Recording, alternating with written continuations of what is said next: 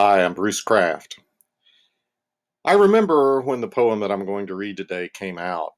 The poem is Dusting by Rita Dove. It was 1986, 87.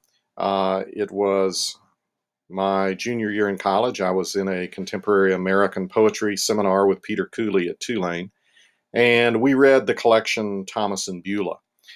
Thomas and Beulah is a collection of 44 poems that tell a narrative of Rita Dove's maternal grandparents who grew up in the Deep South.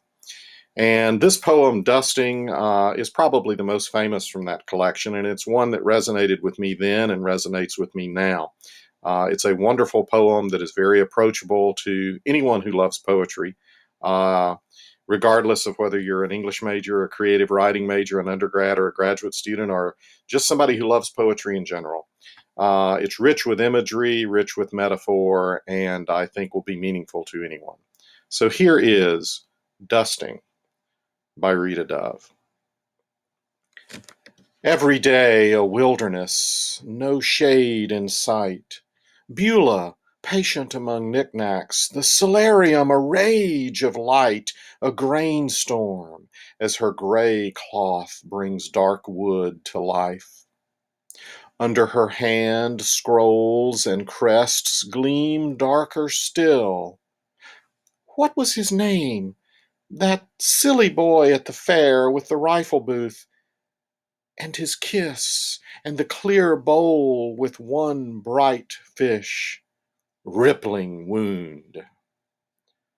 Not Michael, something finer. Each dust stroke a deep breath, and the canary in bloom. Wavery memory. Home from a dance, the front door blown open, and the parlor in snow. She rushed to the bowl, to the stove, watched as the locket of ice dissolved, and he swam free. That was years before father gave her up with her name, years before her name grew to mean promise, then desert in peace. Long before the shadow and the sun's accomplice, the tree. Maurice.